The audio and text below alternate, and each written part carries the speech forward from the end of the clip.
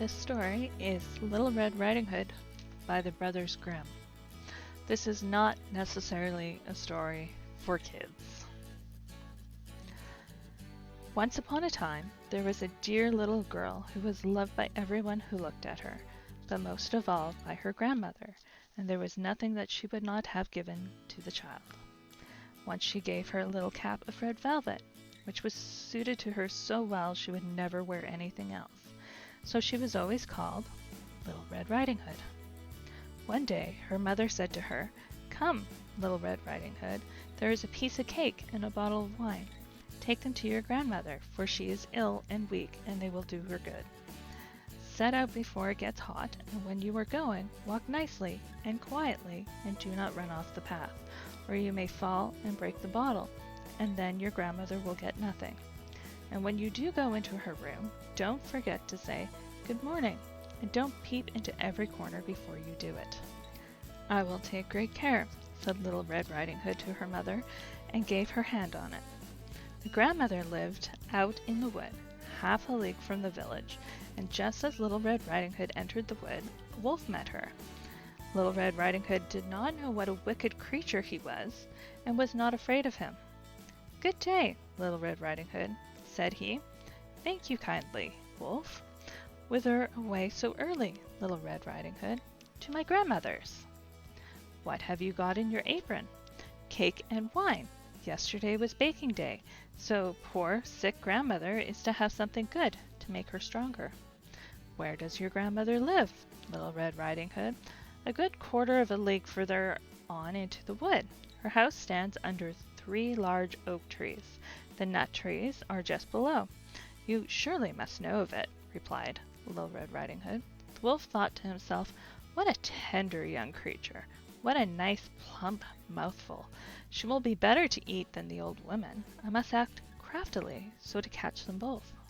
So he walked a short time by the side of Little Red Riding Hood, and then he said, "Little Red Riding Hood, how pretty the flowers are about here! Why do you not look around? I believe, too, that you do not hear how sweetly the little birds are singing. You walk gravely along as if you were going to school, while everything else out here in the wood is merry." Little Red Riding Hood raised her eyes, and when she saw the sunbeams dancing here and there through the trees, and the pretty flowers growing everywhere, she thought, "Suppose I take grandmother a fresh nosegay? That would please her too.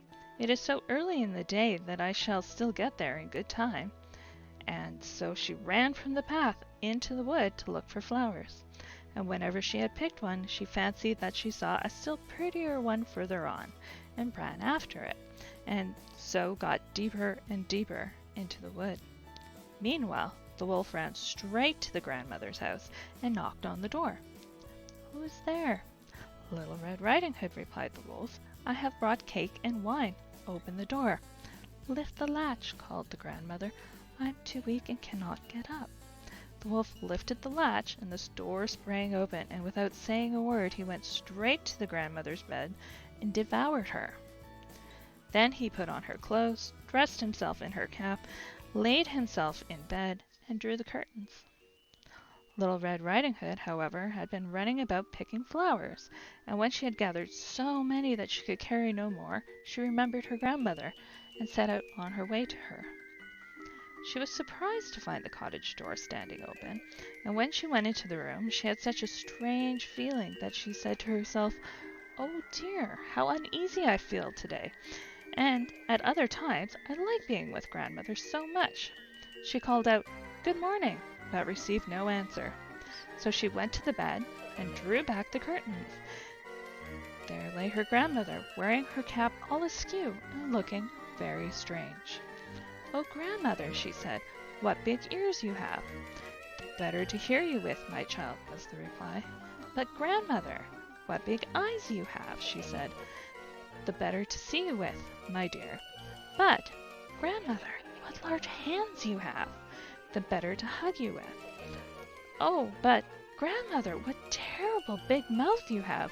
The better to eat you with." And scarcely had the wolf said this than, with one bound, he was out of the bed and swallowed up Little Red Riding Hood. When the wolf had appeased his appetite, he lay down again in the bed, fell asleep, and began to snore very loud. The huntsman was just passing the house and thought to himself, "How the old woman is snoring! I must see if she needs anything." So he went to the room, and when he came to the bed, he saw that the wolf was lying in it. "Do I find you here, you old sinner?" he said. "I have long sought you." And just as he was going to fire at him, it occurred to him that the wolf might have devoured the grandmother, and that she might still be saved. So he did not fire, but took a pair of scissors and began to cut open the stomach of the sleeping wolf. When he had made 2 snips, he saw the little Red Riding Hood shining, and when he made 2 more snips, the little girl sprang out, crying, "Ah, how frightened I have been! How dark it was inside the wolf!" And after that, the aged grandmother came out, alive also, but scarcely able to breathe. Little Red Riding Hood, however, quickly fetched great stones with which they filled the wolf's belly, and when he awoke, he wanted to run away, but the stones were so heavy that he collapsed at once and fell dead. Then all 3 were delighted. The huntsman drew off the wolf's skin and went home with it. The grandmother ate the cake and drank the wine which Little Red Riding Hood had brought, and was greatly revived. And Little Red Riding Hood thought to herself, "As long as I live, I will never by myself leave the path to run into the wood, when my mother has forbidden me to do so." And so it happened that when Little Red Riding Hood was again taking cakes to the old grandmother, and another wolf spoke to her and tried to entice her from the path, Little Red Riding Hood was on her guard, and went straight forward on her way, and told her grandmother that she had met the wolf, and that he had said "Good morning" to her, but with such a wicked look in his eyes that if they had not been on a public road, she was certain he would have eaten her up. "Well," said the grandmother, "you shall shut the door, that he may not come in." Soon afterwards the wolf knocked and cried, "Open the door, grandmother. I am Little Red Riding Hood, and I am bringing you some cakes."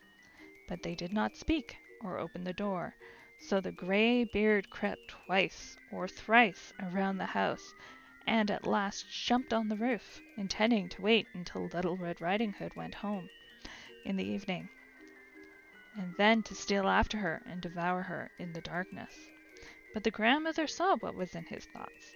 In front of the house was a great stone trough, so she said to the child, "Take the pail, Little Red Riding Hood. I made some sausages yesterday, so carry the water in which I boiled them to the trough." Little Red Riding Hood made sure the great trough was quite full. Then the smell of the sausages reached the wolf, and he sniffed and peeped down. At last stretched out his neck so far that he could no longer keep his footing, and began to slip, and slipped down from the roof straight into the great trough, and was drowned. So Little Red Riding Hood went joyously home, and no one ever did anything to harm her again.